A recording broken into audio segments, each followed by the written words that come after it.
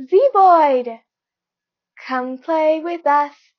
Yeah, games that are influenced by Pac-Man that you wouldn't expect. Um, Games that have Pac-Man style gameplay. First, I'd like to talk a little bit about Pac-Man. For anyone who hasn't played it, this little yellow pizza-looking thing eating dots and being chased by ghosts until you get a power pellet, and then you can turn the tables and eat the ghosts. It's an old arcade game. I'm a huge fan of the revival they did of it a few years back called Pac-Man Championship Edition. And then they did some sequels to that where it updated the game, it gave it a time limit. So instead of trying to just complete each level, you were trying to get the highest possible score within the time limit. And the maze would morph as you were collecting stuff. It was a very fast-paced strategic, fun arcade game that was easy to get into and hard to master. One of my all-time favorites. And so now I'd like to talk about some other games that I can see that kind of gameplay structure in. I'm going to start with the more obvious choices and end with something that I can't imagine anyone but me has made the connection between Pac-Man and this because it's just so far out there. But first off, we're going to talk about Katamari Damacy. Very, very fun game series, actually released by the same publisher that released Pac-Man. So the idea that it's influenced by it is not that surprising. In Katamari Damacy, it takes place in, a version of our world where you have a small little ball and you roll up stuff onto the ball in different stages. And as you roll stuff up onto the ball, it gets bigger and bigger. And periodically, your viewpoint will change as it gets bigger so that the camera will zoom back and you'll be able to see more of the world around you. And as it gets bigger, you're able to grab more and more objects. So I feel like it has a very similar uh, gameplay structure as Pac-Man in that it's all about going around the level, grabbing things, and also it has that kind of fight or flight aspect in that, you know, in Katamari Damacy, when you're small, a really big object is an obstacle, or it might even be an enemy as it's chasing you and trying to knock you away and knock off stuffs from your ball that you're trying to roll things up in. But as you gather more items into it, you become bigger and more powerful, and then things that were obstacles and enemies before are just another thing to collect. Like Pac-Man Championship Edition, it's all structured around a time limit in that here's your stage, here's a time limit, how big can you make the Katamari in that time? No, none of these are the same. I just see aspects of, Pac-Man in their DNA, so to speak. Okay, so the next one, the visual style is more reminiscent, so it's more, easier to see how this could be influenced by Pac-Man. It's an indie game called Monaco, What's Yours is Mine. This is one of my all-time favorite indie games. In it, you lead a group of professional thieves on a series of heists, and visually, the visuals are very abstract, almost neon-like, which is similar to Pac-Man. But really, the goal is you have these stages. You have to go around gathering all the treasure, and until you get all the treasure, and then you have to escape. So I feel like this is like Pac-Man in that it switches between different gameplay modes. Like with Pac-Man, you have your flight and gathering, and you know, then you turn the tables and attack. This is similar in that you're having to gather all the items, and then if you get spotted, then you have to run away, and all chaos breaks loose. Or, if you haven't been spotted, you can try to strategically take out obstacles, knock out guards and that kind of thing. So I feel like it has very similar DNA in that it's like Pac-Man. You're gathering stuff, you're evading the enemies, knocking them out when possible. But whereas Pac-Man's more of a pure arcade game where it's all about reflexes and looking at the map and deciding a good way to go through it. Monaco is more of a puzzle game. So I thought it was very interesting how they took it and kind of the basic concepts in Pac-Man and changed the general gameplay genre. And so it has a very different feel than Pac-Man, where each stage is its big puzzle that you have to figure out what the best way to approach it is. Do you want to, just go in guns blazing? Do you want to sneak around? Do you want to just be really fast and try to get through? And like Pac-Man, it's all about your score.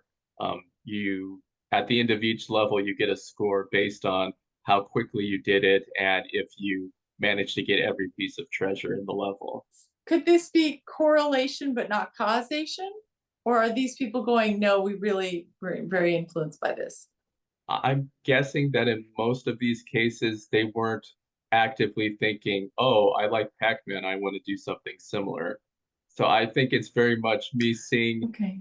aspects of Pac-Man in them that the developers weren't necessarily intending. So you're saying you see this as the ubiquitous nature of Pac-Man. Right. And not somebody saw Pac-Man and said, I want to make a heist game based on it or like Right. that. So you just think that since everybody played it, Hmm. it makes its way into all these games. Right. Since it was such a popular game early in video game history, that the basic ideas and concepts and themes in it, vibes, so to speak, have permeated many, many different games. Monaco has a fun aspect that was not in Pac-Man, in that you can play it as a multiplayer game, with each character being a different thief and having their own special ability. When you play it as a multiplayer game, it becomes less of a puzzle game and more of just complete chaos. And that's good. Not necessarily good, but it's a fun way to play it. It's a fun Cool. alternate take on it. Another indie game, it's called Half Minute Hero. One of my favorite games. I like Half Minute Hero because it asks the question, you know, what if Pac-Man was a retro style RPG? With Half Minute Hero, you have a very, very short time limit. You have 30 seconds. Each stage is its own mini RPG scenario where your hero has to go and defeat the big bad in his castle or wherever. And you start out at level one, you have to quickly get to a high enough level to win. And the gimmick is that you have 30 seconds, but when you're in towns, time stops so that you can do things there. And also there is if I remember correctly, there's a goddess that you can pray to that will reset the time but keep all your progress, if you pay an amount of money that I believe increases each time. So it's a very frantic puzzle RPG. The whole point is to get powerful very, very quickly so you can complete the scenario. And I view it as being similar to Pac-Man in that you're running around these stages trying to very quickly get enough, upgrades to your character that you can turn the tables and defeat the big boss at the end. Again, it's a little like Monaco. It has a more abstract look about it. It's styled like a retro 8-bit or 16-bit JRPG. So you can easily see the areas, and the combat in the game is just running into enemies, and if you're powerful enough, you win, and if you're not powerful enough, they hurt you or they defeat you. So even though it looks like a JRPG, it has much more in common with an arcade game like Pac-Man. And my final one, I expect lots of people will think this is a huge reach, and I'll get comments about how, this is completely ridiculous. But I'm going to say Resident Evil 4 has Pac-Man DNA in it. When I'm saying Resident Evil 4, I'm talking about the original release. I'm not talking about the remake, which I have not tried yet. But in Resident Evil 4, it's a horror game, it's an action adventure. You have to rescue the president's daughter, fight a bunch of zombie-like monsters, and other things. And I feel like it has Pac-Man DNA in a few ways. First off, I want to talk about the combat. With the combat thing that um, was a bit of a controversial choice for many people, and some people love it, and some people hated it and wanted them to change it. Is that unlike most shooters, you can't move and shoot at the same time. Most shooters like Doom and the like, you have one set of controls that move you and another set of controls that aim and fire. And so it's all about moving and dodging the enemies and shooting them. And it's that kind of interplay. Whereas in Resident Evil 4, if you want to shoot something, you have to stop moving and then manually aim.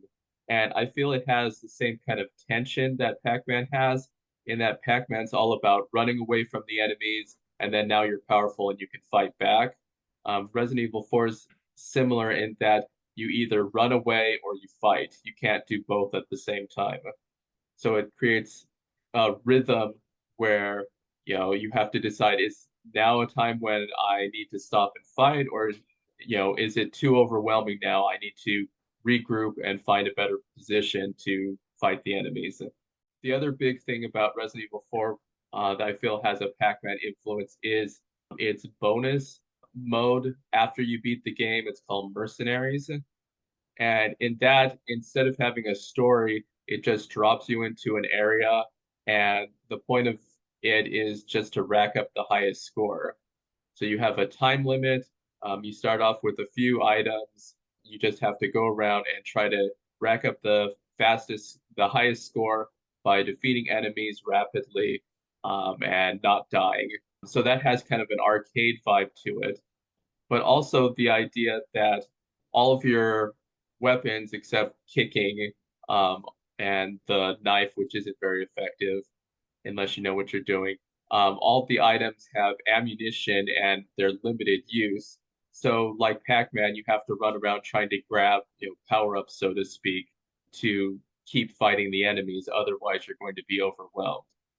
I think nobody looks at Resident Evil 4 and thinks, oh, this is a Pac-Man game. But as a huge fan of Pac-Man, I see lots of little elements about how, this has the same kind of structure that you need to run away until you are in a good position that you can fight. You need to go around gathering items, so that you can become more powerful. You have a time limit and a score attack mode that's very arcade style. As a game developer, it's very important to look at the stuff you're playing and try to boil it down to its essential parts so that you can see what works and what doesn't work and what you'd like to include in your own games. When people play Pac-Man, they think, oh, this is a very specific type of game, very arcade style, very specific type of visuals. They might not see that, its DNA can be found in many, many different types of games with very different results. Thanks for watching. Until next time, keep making and playing games. Thanks for watching!